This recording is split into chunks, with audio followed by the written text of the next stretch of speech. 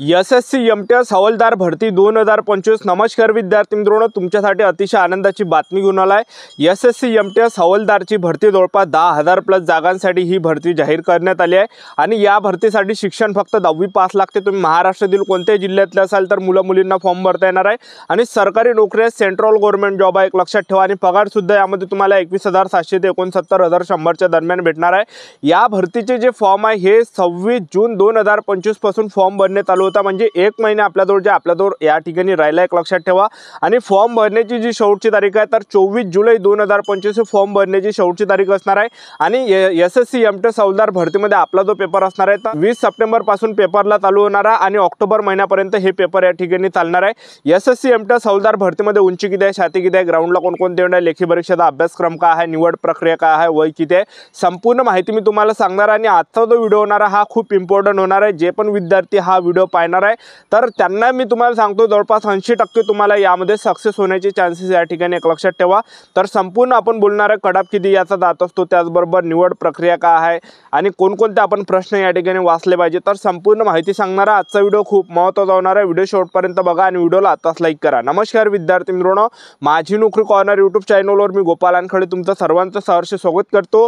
तर मित्रांनो, व्हिडिओचा थंबनेल बघून तुमच्या लक्षात आलं असेल की आपला व्हिडिओ कोणत्या टॉपिकवर होणार आहे। व्हिडिओ सुरू करण्याच्या आधी आपल्या यूट्यूब चॅनलला सबस्क्राइब करा, जेणेकरून प्रत्येक भरतीचे अपडेट तुमच्यापर्यंत सर्वात आधी पोहोचेल। जास्त करून एसएससी एमटीएस हवालदार भरतीच्या रिलेटेड जास्त व्हिडिओ आपल्या चॅनलवर अपलोड करत असतो। 10वी 12वी पास भरतीच्या रिलेटेड जास्त व्हिडिओ आपल्या चॅनलवर अपलोड करत असतो। व्हिडिओ सुरू करण्याच्या अगोदर सर्वांना एक रिक्वेस्ट आहे की तुम्ही आपला व्हिडिओ कोणत्या जिल्ह्यातून पाहून राहिले, तुमच्या जिल्ह्याचं नाव नक्की कमेंट बॉक्समध्ये सांगा, जेणेकरून मला सुद्धा अंदाज लागणार आहे की आपला व्हिडिओ कोणकोणत्या जिल्ह्यापर्यंत पोहोचत आहे। तर एसएससी एमटीएस हवालदार भरतीमध्ये फक्त 10वी पासवरच फॉर्म भरता येते मुलांना आणि मुलींना। आणि त्याचबरोबर वयोमर्यादा जर विचार केला तर 18 ते 27 वर्षापर्यंत या भरतीमध्ये वयोमर्यादा। एससी कॅटेगरीचे विद्यार्थी 18 ते 32 पर्यंत फॉर्म भरू शकणार आहे। ओबीसी कॅटेगरीचे विद्यार्थी 18 ते 30 पर्यंत फॉर्म भरू शकणार आहे। आणि फीचा जर विचार केला जनरल ओबीसी ईडब्ल्यूएस कॅटेगरीसाठी 100 रुपये फी लागते। एससी कॅटेगरीचे असेल तर या भरतीमध्ये 1 रुपया सुद्धा फी लागत नाही। तर या भरतीमध्ये सिलेक्शन प्रोसेस जर पाहिलं, सर्वात अगोदर आपला पेपर असणार आहे, दुसऱ्या टप्प्यामध्ये ग्राउंड, तिसऱ्या टप्प्यामध्ये डॉक्युमेंट व्हेरिफिकेशन, मेडिकल अशी प्रोसेस आहे। तर फिजिकल जे असणार आहे, उंची जी लागणार आहे ते हवालदार पदामध्ये लागणार आहे, एमटीएस पदामध्ये नसणार आहे। फिजिकल नाही आहे, त्याचबरोबर उंची सुद्धा लागत नाही एमटीएस पदामध्ये।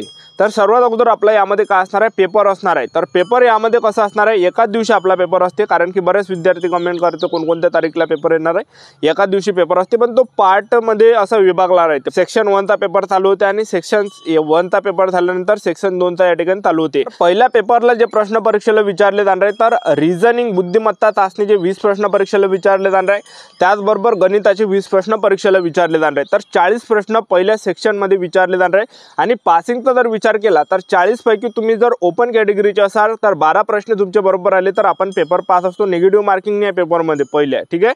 आणि त्याचबरोबर तुम्ही ओबीसी कॅटेगरीचे असाल, 40 पैकी 10 तुमचे प्रश्न बरोबर आले तर तुम्ही पेपर पास आहे। त्याचबरोबर तुम्ही एससी कॅटेगरीचे असाल तर तुम्हाला जवळपास 40 प्रश्नापैकी तुमचे 8 प्रश्न बरोबर आले तर तुम्ही पेपर या ठिकाणी पास आहे।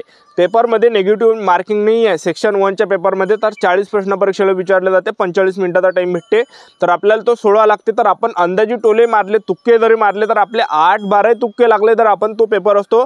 तर पेपर जे पहिल्या मेरिटवर जे विद्यार्थी मिळवणं, मेरिट या ठिकाणी लागत नाही, पहिल्या पेपरवर मेरिट लागत नाही, एक लक्षात ठेवा एसएससी एमटीएस हवालदारचा।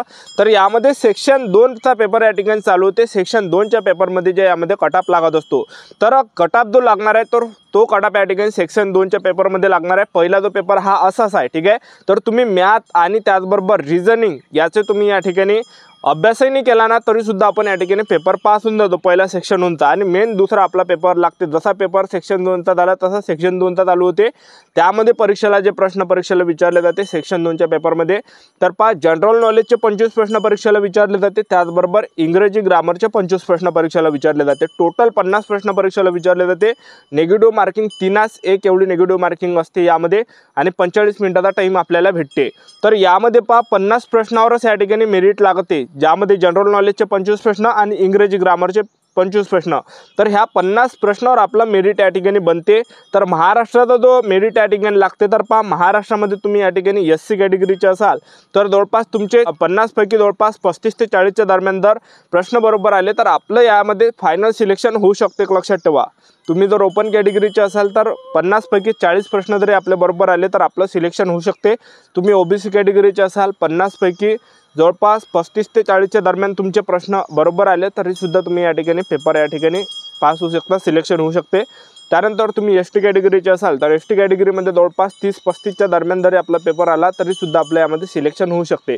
म्हणजे सांगायचं एवढंच की सिलेक्शन जर तुम्हाला घ्यायचं असेल यामध्ये तर 35 ते 40च्या दरम्यान आपले प्रश्न बरोबर आले पाहिजे 50 पैकी, तेव्हा कुठं आपण यामध्ये फायनल सिलेक्शन यामध्ये आपलं होते, एक लक्षात ठेवा।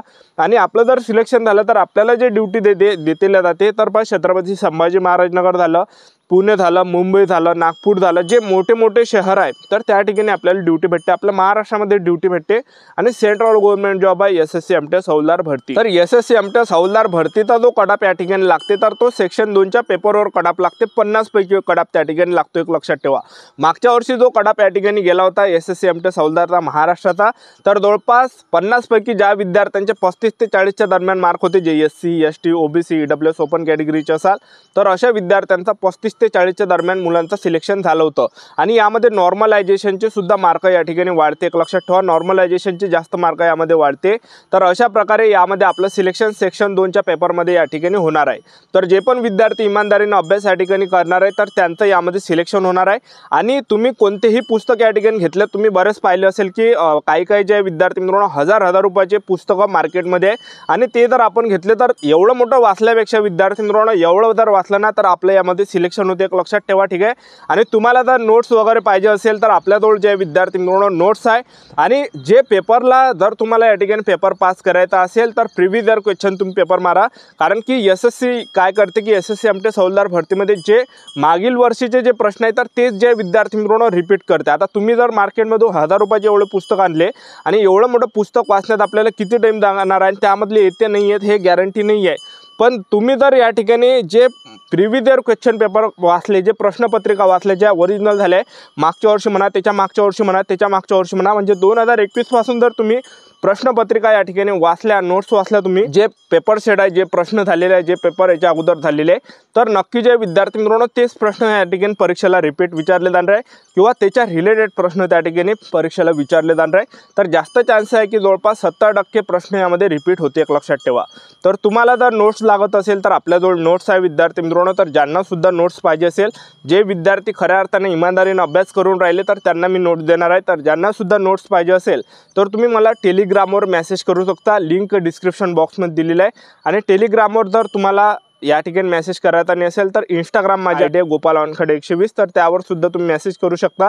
तर तुम्हाला मी या ठिकाणी नोट्स या ठिकाणी देणार आहे, लक्षात ठेवा। नोट्स कोणत्या माझ्याजवळ जेवढे पण पेपर या ठिकाणी झाले तर ते सर्व पेपर माझ्याजवळ आहे, पण ते हिंदीमध्ये, एक लक्षात ठेवा, एक लक्षात ठेवा, कारण की पेपर हा हिंदीमध्ये सुद्धा आपल्याला सोडवता येते, मराठीमध्ये सुद्धा सोडवता येते।